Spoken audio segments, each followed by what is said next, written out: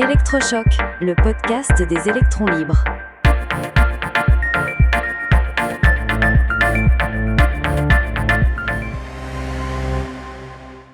Vive le technoféminisme!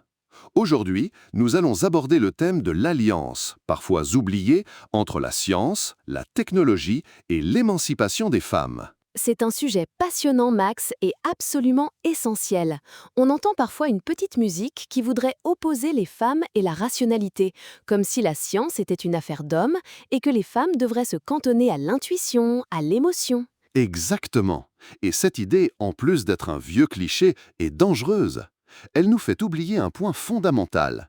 Une grande partie de l'autonomie que les femmes ont conquise, elles la doivent directement au progrès scientifique et technique. Absolument. Et le point de départ de tout ça, le socle de l'émancipation, c'est la maîtrise de son propre corps, et plus précisément de sa fécondité. On ne peut pas parler de liberté sans parler de contraception ou du droit à l'IVG.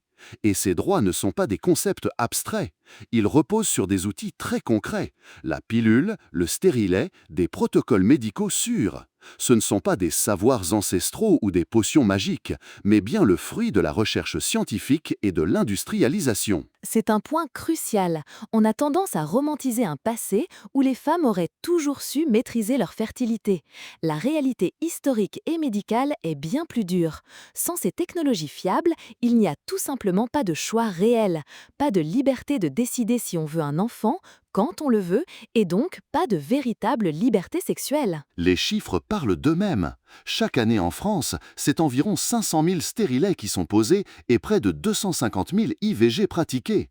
Ce n'est pas anecdotique, c'est la condition qui permet à des centaines de milliers de femmes de poursuivre des études, de construire une carrière, de choisir leur vie, tout simplement. On célèbre à juste titre les grandes lois comme la loi Neuwirth pour la contraception ou la loi Veil pour l'IVG. Mais on oublie que ces lois ne seraient que des coquilles vides sans les outils techniques qui permettent de les appliquer concrètement et en toute sécurité. Et il y a un autre progrès scientifique majeur qui a tout changé et qui est directement lié au premier. C'est la réduction spectaculaire de la mortalité infantile. Oui, c'est un double bienfait. En un siècle à peine, on est passé d'environ 15% de décès chez les nourrissons à moins de 0,4%.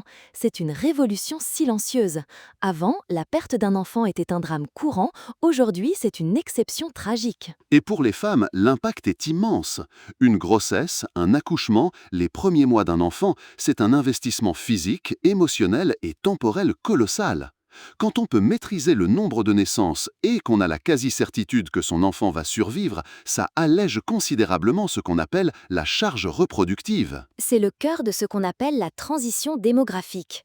Quand la mortalité infantile baisse et que l'accès à la contraception est garanti, les familles font moins d'enfants, non pas par calcul froid, mais parce que la peur de perdre un enfant n'est plus le moteur principal. Cela libère un temps et une énergie considérables pour les femmes. Donc si on résume, la science et la technique ont offert aux femmes les outils pour maîtriser leur fécondité et ont drastiquement réduit la mortalité infantile.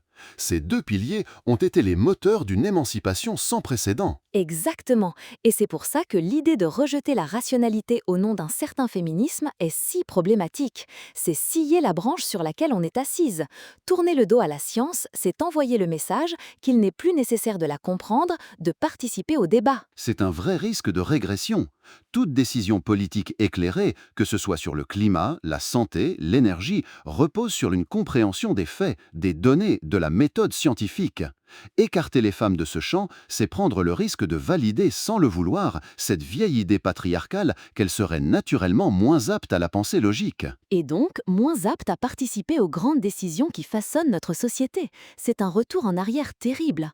On voit bien à quel point ces droits sont fragiles, avec les reculs sur le droit à l'IVG dans certains pays. L'émancipation n'est jamais un acquis définitif. C'est pourquoi, au contraire, les femmes ont tout intérêt à investir massivement le champ des sciences et des techniques.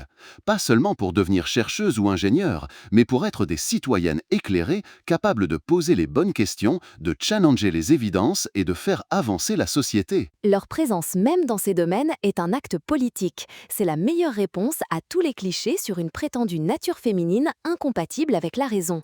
L'avenir du féminisme est aussi un avenir technologique et scientifique. Un avenir où la raison et le progrès sont les alliés de toutes et tous.